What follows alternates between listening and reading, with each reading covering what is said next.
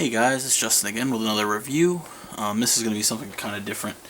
And the reason I'm doing this is because I'm kind of at a weird, boring kind of point in a lot of my work in progresses right now. Or some things are on hold, things like that. So rather than not put anything out, I've been kind of like snapping kits while I'm waiting for paint to dry and while I'm masking and doing stuff like that. So I figured in my downtime between work in progresses and stuff like that, I can shoot a couple reviews of kits that I've snapped together, and you guys can kind of get an impression on, different kits and stuff like that that I've been working on, or that I plan on working on in the future, stuff like that. So the first one that I'm going to show off here is it's a frame arms kit. This is the frame arms number 13. 1 to 100 full action XFA 01 W2 Spectre. It's got lots of really cool action shots, and it's actually got a couple different modes. So I'm not going to show you all the modes because one of them requires you to completely disassemble the legs and the arms and then reassemble them in a different way. So I'm going to show you the basic two, and then one of the other frame arms kits that I have also transforms into the same mode as this one, so I'll show you that at a later time. This is the kit in its out-of-box form. This particular kit can transform into 3 to 4 different modes. I think it's 3. And you can configure all the armor and weapons differently and stuff like that to kind of suit your needs. But this is the version that's on the box. It's got kind of like a Hazel style head. It's got binder shields and some really large cannons. It's got a combat knife, and it's got these little things that fold down for when it's on the ground and it wants to kind of like lock in place. So really neat stuff. And this kit being a Kotobukiya kit, you can expect this review to go tremendously terrible, as it's already starting. So being a Koto kit, pieces are going to fall off. Things aren't quite as stable as Bandai kits sometimes, but that's not really what you're paying for with Koto kits. So for those who are unfamiliar with frame arms, every time you buy a frame arms kit, the first thing you see when you open the box is one of these little plastic containers, and inside is this frame. So all the frame arms kits use this exact same frame, and then typically the first step is to kind of disassemble it, and you start piecing armor pieces around it and putting it back together. And when you're done, you get whatever kit or variant of kit you purchased, I guess. So give me a second here. So this one is kind of like a military type long range kind of assault suit, I guess. So the first thing I'm going to do, I guess, is go over articulation so you can see the posability and stuff you're going to get with this. Your head is just on a ball joint. You get full 360. You might have to maneuver a little bit to get around the odd pieces on the shoulders and stuff like that, but it goes all the way around. The arms are on like a double joint. You get full 360, but you got to kind of maneuver if you want to go around the gun. You get rotation under the shoulder. There's a double jointed elbow, but it doesn't really double bend like you would expect. And then the wrist is on a peg.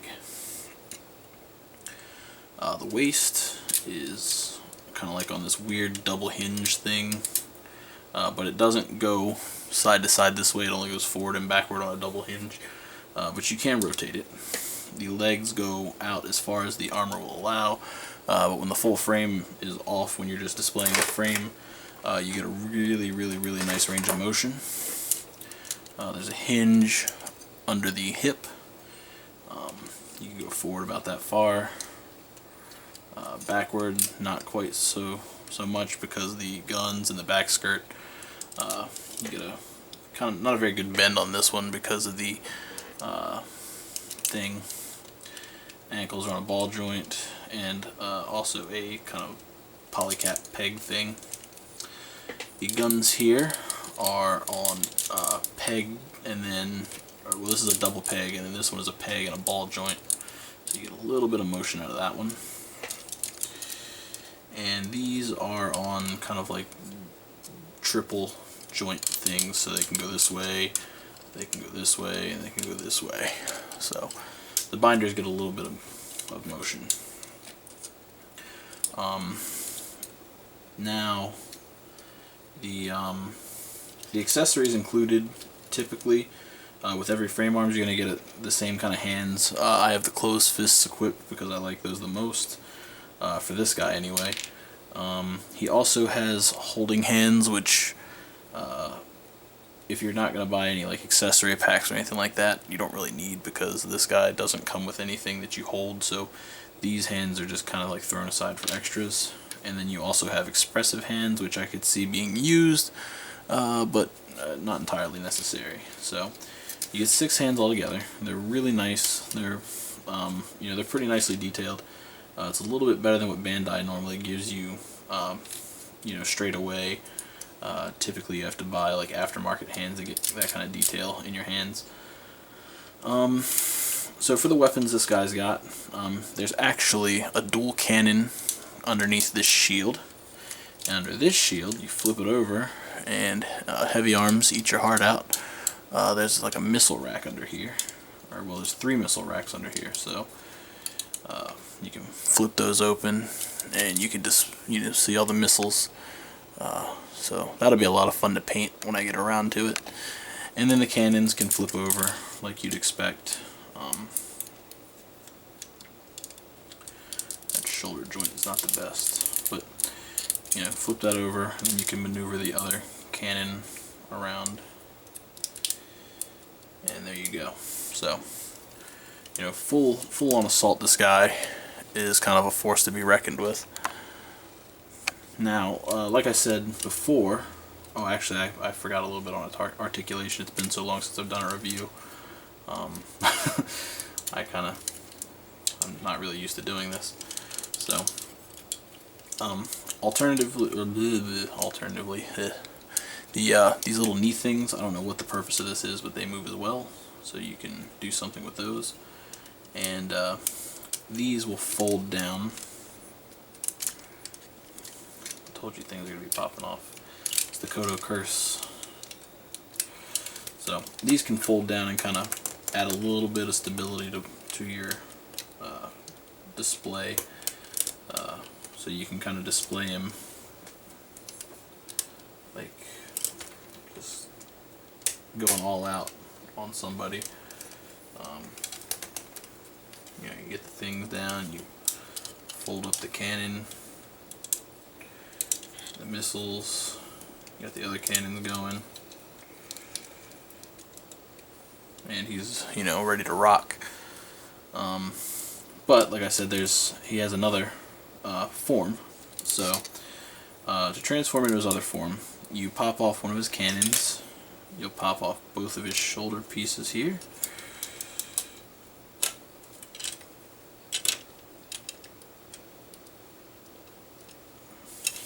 and you'll pop off his face.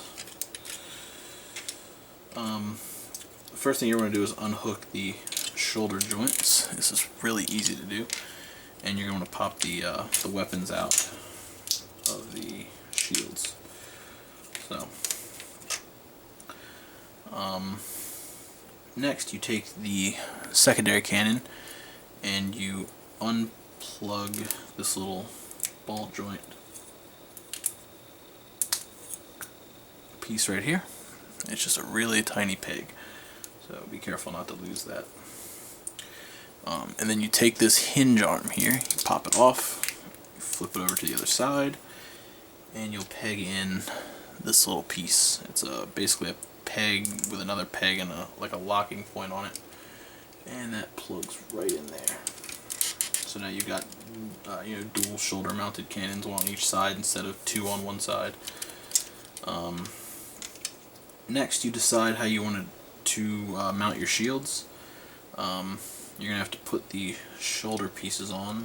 These ones they match the shoulder armor, as opposed to being white and having that little thing, but they've got a peg in them. And what that's for is if you decide you want to shoulder mount your shields, basically you plug this in here and you peg that in, so you get a little bit more movement, and you just plug the shoulder in there. So if you want to buy an optional weapon set, you can mount the shield to the shoulder. That way you can hold the weapons and not worry about the shields getting in the way. But alternatively, you can plug the adapter in, and you plug this into the side here. I think I got that upside down. There we go. And you can mount it to the side of the arm, which, like I said, it'll get in the way a little bit, but if you want to display it that way, it works. And then the last thing you do is plug this little visor onto his face, and he is in his other mode. Now, like I said, the other mode is quite different. You have to kind of the way it works is when you're assembling him, they give you the steps to build everything that you don't need to change, and then you pick basically one of two paths in the instruction manual. It's either you build this mode in the mode it was in before this, or you build it in the third mode. So I went with this one because it was easier to transform between the two, and I wouldn't have to worry about doing a lot of part swapping and stuff like that. But you know, it's a really neat kit, and it's got a lot of potential. And again, with all the option parts that Kotobukiya sells, there's lots of room for customization, and I think that's kind of what this line is made for. It's not really made to you know, buy and build representations of something. It's kind of here's these robot designs we came up with, but you know, you can kind of kit bash and make them your own. There's no limit, since there's no source material. It's just robots. So this guy's really cool. I really liked him a lot. He's got lots of little pieces that like to fly off, which are a little annoying at times, but it hasn't really inhibited anything, or it hasn't really stopped me from enjoying the kit. It didn't stop me from enjoying the build by any means. If you're going to paint it, there's going to be lots of like little things to clean up and touch up, but that's part of the fun for me anyway. But if you're a snap builder, it might be a little bit more frustrating because some of the joints are kind of loose sometimes, but that's nothing some super glue can't fix. You just put some super glue on the pegs, let it dry, and then kind of fit your piece in. But that is my review of the Frame Arms number 13 XFA-01 W2 Spectre. Again, it's transforming. It's got lots of pieces. It's got lots of modes. And then, again, like I said, if you buy more than one Frame Arms kit, you can kind of kit bash these pieces around and build something that, you know, Kotobukiya hasn't even thought up. So I highly recommend this line and this particular model. This is only my second Frame Arms kit. I've actually been picking up a lot of these lately. They're really cool looking designs. Lots of different you know, ideas kind of floating around in my head. So if you guys like this, let me know, and I'll keep putting reviews out for these as I get them in. And if you don't, I'll probably still do reviews on them because they're really neat, and I just kind of want to show people, because I really don't see a lot of you know, not just Frame Arms, but I don't really see a lot of Kotobukiya love at all on YouTube. So you know, I think Bandai's kind of taking the limelight, I guess. But with these guys, some of them are a little pricey, but they're not too expensive, and there's tons and tons of detail packed in these guys. There's lots of little things that I feel like Bandai would just kind of let go to the wayside, I guess. So I really appreciate some of the stuff that they do with these. So That's all I got for you this time. Hopefully you enjoyed, and I'll see you guys with the next video. Later.